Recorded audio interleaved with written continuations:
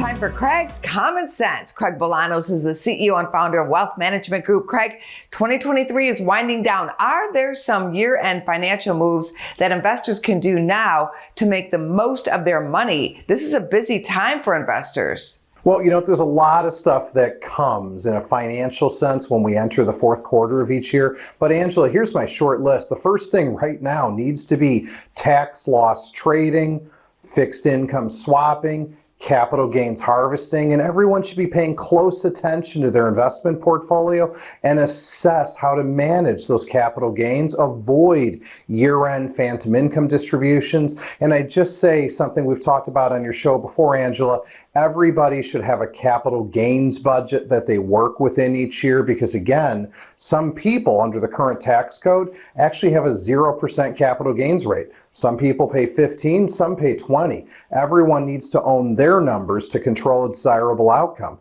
Part number two, we need to be maximizing those retirement contributions and not forgetting about the after-tax opportunity. That means maxing out our 401ks, doing catch-ups if we can, contributing to our individual retirement accounts. Again, doing catch-ups if we're allowed. And don't forget the health savings account. Who doesn't want to have a preordained bucket of money from which to pay retiree healthcare expenses that's triple tax preferenced? And of course, Angela, on your show, we did something not that long ago on the mega, that's right, the mega Roth 401k. I mean, there's an opportunity for some to stick an additional $43,000 into the tax-free safety zone each year. We should examine that and do it. And don't forget RMDs as we come into the month of December. Those are the required minimum distributions. You got to start taking them at 73. Over the next 10 years, it's going to grow to the age of 75. But the one I see people get wrong all the time